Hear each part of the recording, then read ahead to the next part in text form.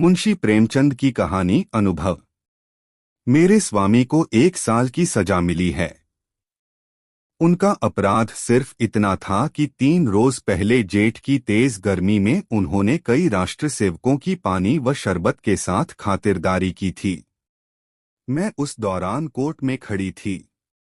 ऐसा लग रहा था मानो कमरे से बाहर खड़े शहर की सभी राजनीतिक चेतना किसी बंदी पशु की तरह जोर जोर से चीख रही हो। मेरे स्वामी बेड़ियों से बंधे हुए लाए गए। इस दौरान हर तरफ सन्नाटा पसर गया, लेकिन मेरे मन में कुहराम मचा हुआ था। क्रोध का आवेश मन ही मन फूटकर बाहर आना चाह रहा था। मुझे इतना गुमान कभी नहीं महसूस हुआ था। सामने कुर्सी पर बैठा अंग्रेज जज व उसके बगल में खड़े लाल रंग की पगड़ी बांधे पुलिस अफसर सभी मुझे नीच दिख रहे थे। बस यही मन कर रहा था कि तुरंत दौड़कर अपने स्वामी के पैरों में गिर जाऊं और वहीं प्राण त्याग दूं। कभी शांत, कभी चंचल तो कभी आत्मसम्मान से भरी मूर्ति सी दिख रही थी मैं। मेरे मुख पर किसी तरह का अफसोस या ग्लानि नहीं झलक रही थी। किसी की सेवा को अपराध करार देना व उसके 1 साल की जेल की सजा सुनाना गजब की न्याय व्यवस्था है। ऐसे में तो मैं 100 बार ये गुनाह करने को तैयार हूं। मेरे स्वामी जाने लगे और जाते वक्त मेरी ओर देखकर मुस्कुराए और फिर आगे बढ़ गए। कोर्ट से बाहर आकर मैंने 5 रुपए की मिठाई खरीदी और कुछ राष्ट्रीय सेवकों को आमंत्रित कर मिठाई खिलाया। उसी दिन शाम होते ही मैं पहली बार कांग्रेस के जलसे में शामिल होने से खुद को रोक न सकी। यही नहीं, मैंने मंच पर जाकर भाषण भी दिया। अंदर द्वेष इतना भरा था कि सत्याग्रह का प्रण भी ले लिया।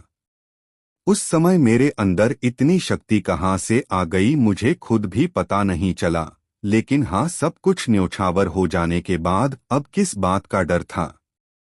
भगवान का कठिन से कठिन प्रहार भी अब मेरा क्या ही बिगाड़ सकता था। अगले दिन मैंने पिताजी व ससुर जी के लिए 2 पत्र लिखे। ससुर जी को पेंशन मिलती थी और पिताजी जंगल के महकमे में अच्छे पोस्ट पर आसीन थे। परंतु अफसोस कि सारा दिन बीत जाने के बावजूद कोई जवाब नहीं आया। उसके अगले दिन भी किसी का खत नहीं आया, लेकिन तीसरे रोज दोनों लोगों का जवाब आया। ससुर जी ने पत्र में लिखा था कि मुझे लगा था कि वृद्धावस्था में तुम दोनों मेरा सहारा बनोगे, लेकिन अब कोई फायदा नहीं। तुम दोनों ने मेरी आस पर पानी फेर दिया। मुझे सरकार से पेंशन मिलती है, लेकिन तुम्हें अपने यहाँ रखकर मैं इस पेंशन को नहीं खोना चाहता। पिताजी के पत्र में भी कुछ ऐसा ही कठोर जवाब सुनने को मिला। पिताजी को इसी वर्ष ग्रेड मिलने वाला था, परंतु अगर वो मुझे अपने पास बुलाते तो उन्हें ग्रेड से हाथ धोना पड़ता। ऐसे में वो मेरी मौखिक रूप से मदद करने के लिए तैयार थे। मेरा मन दुखी हुआ और मैंने इन दोनों खत को जला दिया व उसके बाद उन्हें और कोई खत नहीं लिखा। इसे ही कहते हैं स्वार्थ, जिसका प्रभाव इतना प्रबल होता है कि वक्त पर अपनी संतान भी नहीं नजर आती। ससुर व पिता दोनों ने मुंह फेर लिया। लेकिन अभी मेरी आयु ही क्या है, अभी तो मुझे दुनिया देखनी है। इतने में किसी ने बाहर मेरे दरवाजे की कुंडी खटखटाते मुझे आवाज दी। मैं सहम गई, मेरे रोंगटे खड़े हो गए। मैं दरवाजे पर कान लगाकर सुनने की कोशिश कर रही थी कि कहीं वो बदमाश तो नहीं। फिर मैंने कठोर आवाज में कहा, कौन है? क्या काम है? बाबू ज्ञानचंद की आवाज सुनकर मैं थोड़ी शांत हुई। ये मेरे स्वामी के सबसे अच्छे मित्र हैं। उनके साथ एक महिला भी आई थी। वह उनकी पत्नी थी। पहली बार वो मेरे घर आईं। मैंने उन्हें आदर भाव से प्रणाम कर अंदर बुलाया। ये दोनों ऊपर आकर बैठे व बेहद ही दरियादिल से मुझे संतावना देने लगे। उनकी पत्नी के विचार देखकर मुझे ये समझ आ गया कि वो एक सशक्त महिला है। उनके चेहरे से ही उनकी प्रतिभा झलक रही थी। दोहरी कदकाठी के साथ चेहरे पर रोब व जेवरों से लदी किसी महारानी से कम नहीं लग रही थी। खास बात तो ये थी कि बाहर से वो जितनी ही कठोर दिख रही थी, अंदर से उतनी ही करुणा से भरी हुई थी। उनसे बातचीत शुरू हुई। ज्ञान जी की पत्नी, क्या घर पर किसी को खत लिखा? मैंने कहा, हाँ। ज्ञान जी की पत्नी, कोई घर से लेने आ रहा? मैंने कहा, नहीं। पिताजी व ससुर जी में से कोई मुझे अपने साथ रखने को तैयार नहीं है। ज्ञान जी की पत्नी, तो फिर आगे क्या करने का सोचा है? मैंने कहा, फिलहाल के लिए तो यहीं पर हूँ। ज्ञान जी की पत्नी, हम लोगों के साथ हमारे घर क्यों नहीं चल रही हो? अकेले मैं तुम्हें यहाँ नहीं रहने दूंगी। इस दौरान खुफिया के दूत घर के बाहर डटे हुए हैं। मुझे आशंका हो गई थी कि ये खुफिया के दूत ही होंगे। ज्ञान जी ने अपनी पत्नी की ओर देखा और पूछा, मैं तांगा ले आऊं? ज्ञान जी की पत्नी ने इशारे में ही आज्ञा दे दी। ज्ञान जी तुरंत द्वार की तरफ चले। तभी ज्ञान जी की पत्नी ने बोला, रुको, कितने तांगे लेकर आओगे? ज्ञान जी घबराकर बोले, कितने? ज्ञान जी की पत्नी, हाँ कितने, एक तांगे पर सिर्फ 3 लोग ही बैठ सकते हैं, बाकी के सामान बिस्तर बर्तन आदि कैसे जाएंगे? ज्ञान जी, फिर 2 ले आऊं? ज्ञान जी बोले। ज्ञान जी की पत्नी, एक तांगे पर कितना सामान जाएगा? ज्ञान जी, फिर ठीक है, 3 ले आता हूँ। ज्ञान जी की पत्नी, हाँ तो जाओ भी, अब इतनी देर क्यों कर रहे हो? जब तक मैं कुछ कहती तब तक ज्ञान जी निकल गए। मैंने संकोचते हुए उनकी पत्नी से कहा, मेरे आने से आपको तकलीफ होगी। कठोर वाणी में ज्ञान जी की पत्नी ने बोला, हाँ तकलीफ तो होगी, तुम किलो भर आटा खाओगी, घर का एक जगह भी घेर लोगी, ये सब क्या कम कष्ट है? इतना सुनकर मैंने कहा, क्या बहन आप भी? उनकी पत्नी ने मेरा कंधे पर हाथ रखकर बोला, जब तुम्हारे स्वामी वापस आ जाएं, तो मुझे अपने घर में रख लेना। हिसाब बराबर हो जाएगा। अब ठीक है ना, तो चलो सारा सामान बांध लो। ये सब देखकर बिल्कुल सपने जैसा लग रहा था। इतनी उदार स्त्री मैंने आज तक नहीं देखी थी। मुझे उनमें बड़ी बहन दिख रही थी।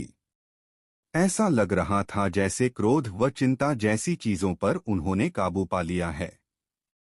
हर वक्त उनके मुख से मधुर वाणी निकलती थी, जैसे मानो सरस्वती का वास हो।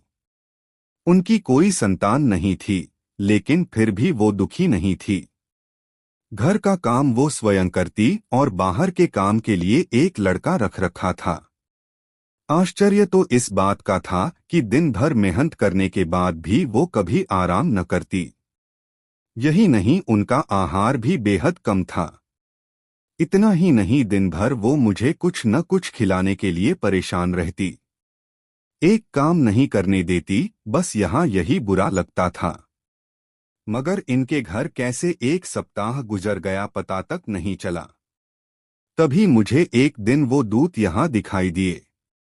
उन्हें यहाँ देख मैं घबरा गई। मैंने सोचा ये मेरे पीछे यहाँ तक आ गए।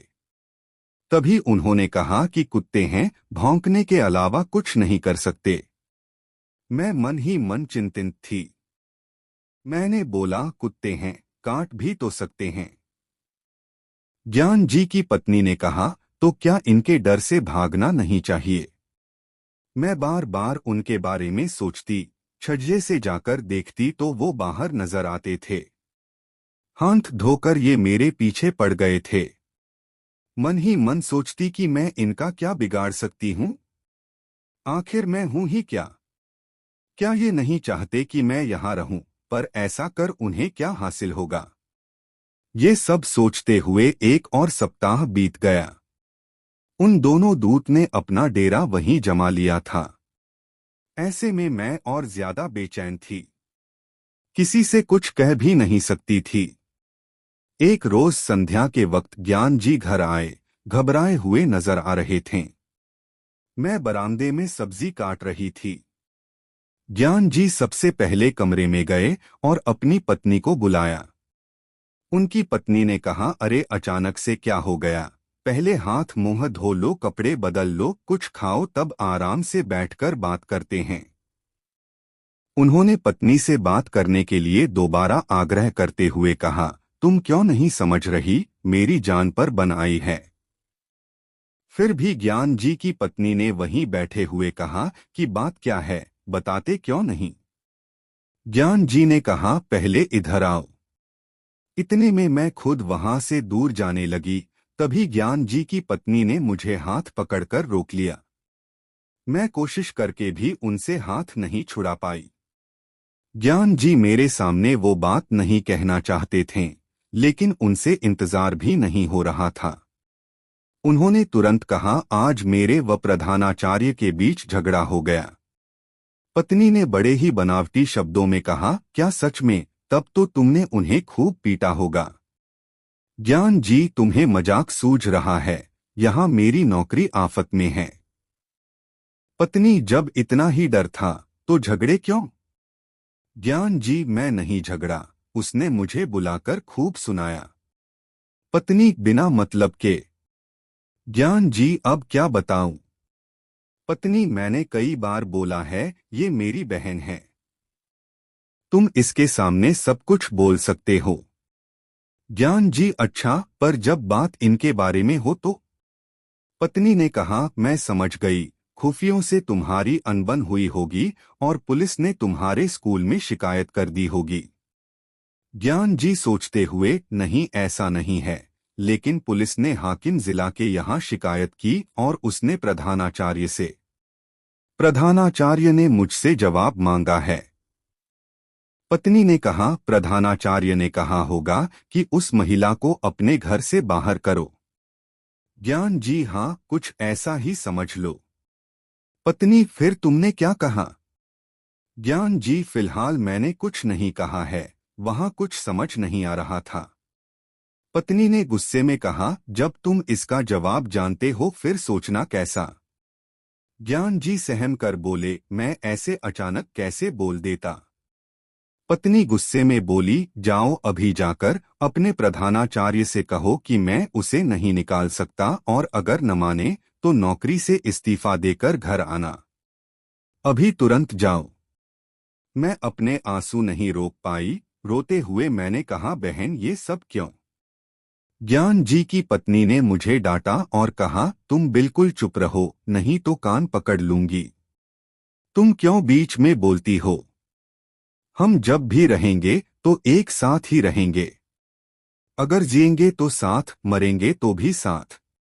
पति को सुनाते हुए कहा, इनकी आधी उम्र बीत गई, लेकिन इन्होंने कुछ नहीं सीखा। अब खड़े क्यों हो? तुम्हें बोलने में डर लग रहा तो मैं जाकर कह दूं। ज्ञान जी ने गुस्सा होकर बोला, कल जाकर बोल दूंगा, इस समय पता नहीं वो होगा भी या नहीं। इधर पूरी रात मैं नहीं सो पाई। पिता व ससुर जी जिसे दोनों ने ठुकरा दिया है, उस दासी को इन्होंने इतनी इज्जत दी। ज्ञान जी की पत्नी सच में किसी देवी से कम नहीं है। अगले दिन ज्ञान जी निकल रहे तभी पत्नी ने कहा, जवाब देकर आना। ज्ञान जी के जाने के बाद मैंने कहा, बहन तुम ये सही नहीं कर रही हो, मुझे ये बर्दाश्त नहीं हो रहा कि मेरी वजह से तुम्हारे परिवार पर परेशानी आए। ज्ञान जी की पत्नी से हंसते हुए कहा, हो गया या और कुछ बोलना है? ज्ञान जी की पत्नी ने पूछा कि अच्छा ये बता कि तुम्हारे स्वामी आज जेल की सजा क्यों काट रहे? बस इसलिए क्योंकि वो राष्ट्रीय सेवकों की सेवा कर रहे थे। आखिर राष्ट्र की सेवा करने वाले वो लोग कौन हैं? ये हमारे लिए क्यों संघर्ष कर रहे हैं? इनका भी तो परिवार होगा, कारोबार होगा, पर ये सब त्याग कर वो हमारे लिए लड़ रहे हैं। ऐसे लोगों की सेवा कर जेल जाने वाले तुम्हारे पति भी किसी वीर से कम नहीं। ऐसे वीर की पत्नी के दर्शन मात्र से ही आत्मा तृप्त हो जाएगी। फिर मैं नहीं, तू मुझ पर एहसान कर रही है। मैं चुपचाप उनकी बात सुनती रही और कुछ नहीं बोल पाई। संध्या हो गई। ज्ञान जी घर आए तो उनके चेहरे पर अलग सी चमक नजर आ रही थी। पत्नी ने पूछा, हार कर आए या जीत कर? ज्ञान जी ने स्वाभिमान के साथ कहा, जीत कर। जब मैंने नौकरी से इस्तीफा दिया तो उसका दिमाग चकरा गया। तभी उसने हाकिम जिला के पास जाकर बात की। वापस आकर उसने बोला, आप राजनीतिक जलसों में क्यों नहीं शरीक होते? मैंने बोला, ना भाई, मैं कभी न जाऊं। उसने पूछा, क्या आप कांग्रेस के सदस्य हैं? मैंने बोला, नहीं, और न ही किसी सदस्य से मेरा कोई संबंध है। उसने पूछा, क्या कांग्रेस के फंड में आप दान करते हैं? मैंने बोला, ना भाई, फूटी कौड़ी भी नहीं। उसने कहा, तो ठीक है, मैंने आपका इस्तीफा अस्वीकार कर दिया। पत्नी ने ये सुनते ही ज्ञान जी को गले से लगा लिया। कहानी से सीख, स्वाभिमान व त्याग की भावना से किया हर काम किसी के दिल में आपके लिए आत्मसम्मान को बढ़ा सकता है। साथ ही बुरा वक्त अपनों व परायों की सही पहचान भी करा देता है। आपसे मेरी प्रार्थना है कि मुझे मोटिवेट करने के लिए वीडियो को लाइक करें, शेयर करें, सब्सक्राइब जरूर करें दोस्तों, और कमेंट में जय श्री राम जरूर लिखें।